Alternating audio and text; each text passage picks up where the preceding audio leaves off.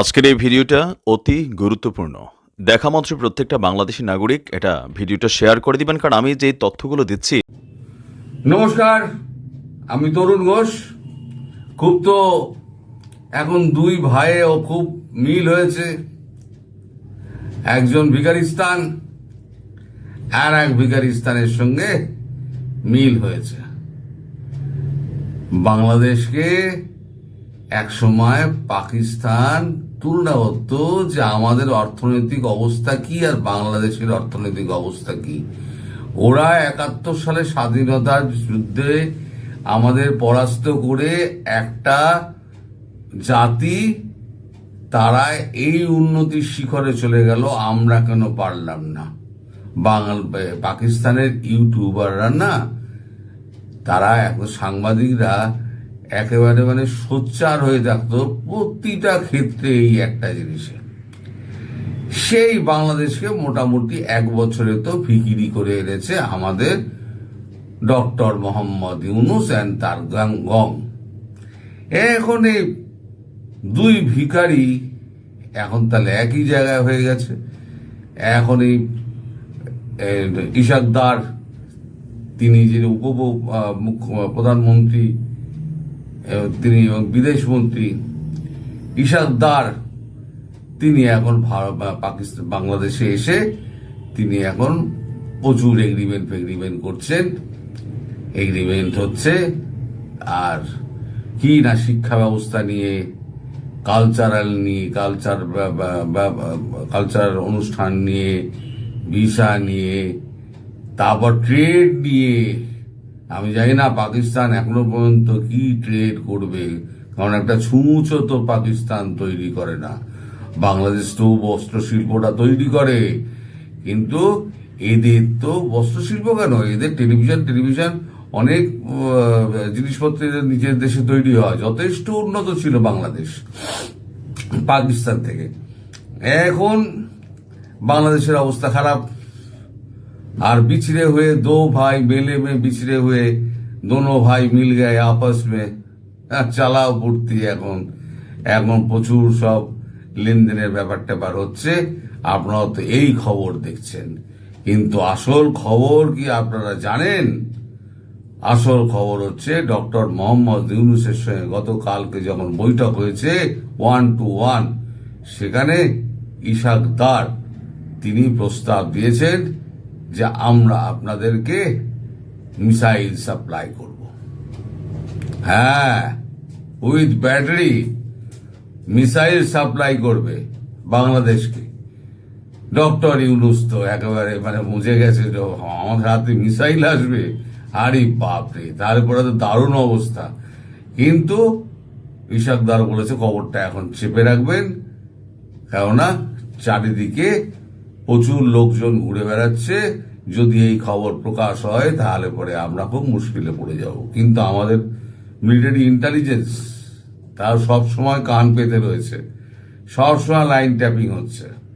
সে সবার line tapping হয়। তা সেখানে এই পাকিস্তানে যে কথাটা হয়েছে, প্রথমে তো পাকিস্তানে কথা হয়েছে, আসিফ মুনিরের সঙ্গে কথা হয়েছে, তারপর তো সেটা এসে তো কনভে করেছে আমাদের ইশাকদার। সেই খবরটা মিলিটারি ইন্টেলিজেন্সের কাছে আছে। মিলিটারি ইন্টেলিজেন্স আশা করছে সেই কথাটাই এইবারটি ইশাকদার এবং আমাদের মোহাম্মদ ইউনূসের সঙ্গে কথাবার্তা হয়েছে। এখন ঘড়ি আসবে না গজনবী আসবে এসে তা তো আমি জানি না, তবে মিসাইল উইথ ব্যাটারি বাংলাদেশের মধ্যে ঢুকছে। বাংলাদেশের জামাতি আর হিজবুদ্দিদের এবার স্বপ্ন পূরণ হবে, আর ভারতেরও স্বপ্ন পূরণ হবে। ভারত তো চাইছে যে একটা কিছু কর, আমার ঢোকার একটা সুযোগ করে দে, তাই মিসাইল টিসাইল গুলো নিয়ে 2-1 ফায়ার টায়ার কর। আমাদের তো সর্বত্র একেবারে সীমান্তবর্তী যত এলাকা রয়েছে সব তো এডি সিস্টেমে মুড়ে দেওয়া হয়েছে পাকিস্তানের মতো। একটাও তো মাটিতে পড়বে না, সব চতুস্তরীয় এডি সিস্টেম আছে, একটাও মাটিতে পড়বে না। কিন্তু বাংলাদেশকে মার খাওয়াবে। 71-এর যে প্রতিশোধটা না, সেটা এইভাবে বাংলাদেশের ওপর থেকে তোলার প্ল্যান হচ্ছে। সেটা মোহাম্মদ ইউনূসও বুঝছে না, আর মোহাম্মদ ইউনূসের গ্যাংও বুঝছে না। আর এখন এই খবরটা কিন্তু আগুনের মতো ছড়িয়ে পড়েছে সাউথ ব্লকে। গতকাল রাত থেকে এই খবরটা কিন্তু চাউর হচ্ছে, এবং আমাদের যে ডিফেন্স ফোর্স তারা কিন্তু রীতিমতো নড়ে চড়ে বসেছে। মিসাইল তো আর বিমানে আনা যাবে না, আনতে গেলে জাহাজে করেই আনতে হবে। তো কিভাবে আনবে না আনবে, অথবা ছেড়েও দিতে পারে ভারত যে তোরা নিয়ে যা, নিয়ে গিয়ে ফিট কর, তারপর দেখছি। তো মেরে আধখানা করে দিয়েছিলাম, শুইয়ে দিয়েছিলাম আধমরা করে, এবারে তো পুরো মারবো, আর সঙ্গে তোর স্যাংআপটা বাংলাদেশ সেটাকেও মারবো। তো এই হচ্ছে আপনাদের আসল খবর। আর আপনাদের সামনে যেগুলো হচ্ছে না, এর সঙ্গে মিট করছে, ওর সঙ্গে মিট করছে, এই 6 দফার সমস্ত এই চুক্তি হচ্ছে, এই সমস্ত হচ্ছে আইওয়াস। আপনার পাসপোর্টে এখন যে ভিসা লাগবে না, তার মানে পূর্ব পাকিস্তান আর পশ্চিম পাকিস্তান এক হয়ে গেছে। এখন আর ভিসার কিসের দরকার? এখন তো ওরা পরিষ্কার বলছে যে আমরা আমাদের পূর্ব পাকিস্তান ফিরে পেয়েছি। ডন কাগজে বেরিয়েছে। আপনারা যে কোনো পাকিস্তানি চ্যানেল আপনি খুলুন, পাকিস্তানি কোনো ইউটিউবারের চ্যানেল খুলুন, আমি নাম বলে দিচ্ছি, আরজু কাজবি খুলুন, আপনি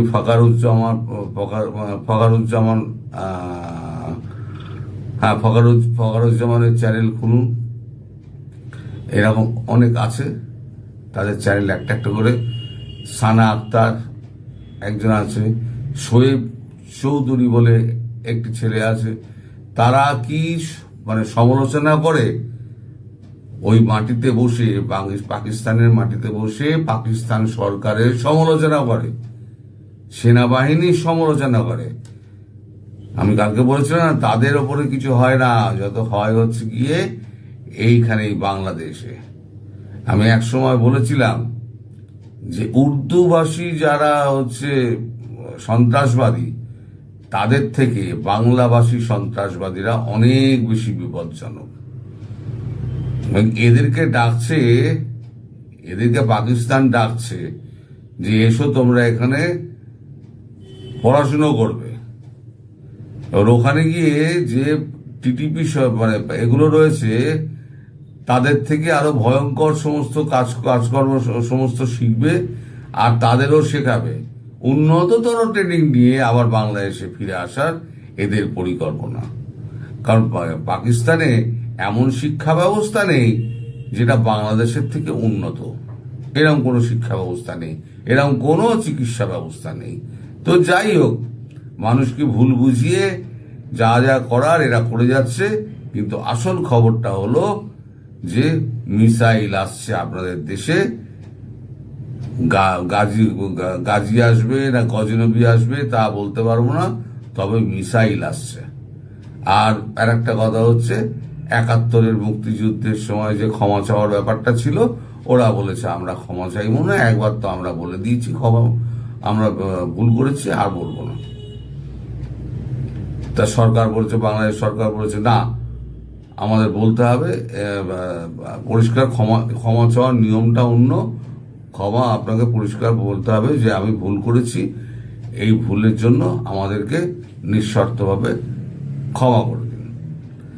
আর হচ্ছে পাওনা টাকা কিসের? 1971 সালে না 70 সালে যে ঝঞ্ঝা বিধ্বস্ত হয়েছিল বাংলাদেশ, সেই সময় বাংলাদেশ একেবারে ডুবে গিয়েছিল। তখন বিদেশ থেকে 470 মিলিয়ন টাকা নিয়ে এসছে সেই সময়তে। সেই টাকাটা তারপরে দেশভাগ হলো, দেশভাগ হওয়ার পর সেই টাকাটা পুরো ছেড়ে দিয়েছে। শুধু ওটা নয়, পাকিস্তানের চ্যানেলে এটাও আলোচনা হচ্ছে, চোর শুধু বাংলাদেশের ওই টাকা ঝাড়েনি, যত প্রভিডেন্ট ফান্ড গ্র্যাচুইটি যত আছে, এই যে যারা বাংলাদেশের কাজ করতো, সরকারি কাজকর্ম করতো, যখন ভাগ হয়ে গেল, তাদের বাংলাদেশে যারা চাকরিজীবী যারা ছিলেন সেই চাকরিজীবীদের প্রভিডেন্ট ফান্ড গ্র্যাচুইটির কয়েক বিলিয়ন টাকা পাকিস্তান সরকার মেরে দিয়েছে, আজ পর্যন্ত দেয়নি। এইরকম একটা চিটিংবাজের সঙ্গে আপনারা আবার 6 দফা আপনারা আবার এগ্রিমেন্ট করছেন। খেলা দেখালেন মশাই আপনারা। বিশ্ব এতে ইতিহাসে আপনাদের মতো দুটো দেশ দেখা যাবে না, দুটো ভিকারিস্তান এক হয়ে গিয়ে একে অপরের পিঠ চাপড়াচ্ছে, একে অপরের পিঠে চাপড় মারছে আর বলছে তু আচ্ছা হ্যায় তু মেরা আচ্ছা দোস্ত হ্যায়, এই চলছে। যাই হোক, সবাইকে সাবধান করে দিলাম। আপনারা খুব শিগগিরই মিসাইল দেখতে পাবেন আপনাদের দেশে ঢুকছে উইথ ব্যাটারি বলতে গাড়ি সহ যে মিসাইলগুলো, যেগুলো এখান থেকে ওখানে নিয়ে যাওয়া যায়। 7 সিস্টারে নিয়ে যেতে হবে তো, তা 7 সিস্টার নিয়ে কাঁধে করে তো আর নিয়ে যাবে না, গাড়ি করে নিয়ে যেতে হবে, সেগুলোকে বলে ব্যাটারি। যাই হোক, আপনারা সব প্রস্তুত থাকুন ওসব দেখার জন্য, এবং আপনারা নিউজ করবেন যে বাংলাদেশ হাতে এখন মিসাইল পেয়েছে। তারপরে তার উপরে ওভারহেড লাগানোর গল্প হবে, নিউক্লিয়ার ওভারহেড লাগানোর গল্প হবে, গল্প অনেক গল্প রচিত বাকি আছে। আপনারা এখন শুধু দেখতে থাকুন, ভারতও দেখতে থাকছে। চলো দেখি তোমাদের দৌড় কত দূর আর ভারতের দৌড় কত দূর। সবাই ভালো থাকবেন, সুস্থ থাকবেন এবং সাবধানে থাকবেন। নমস্কার।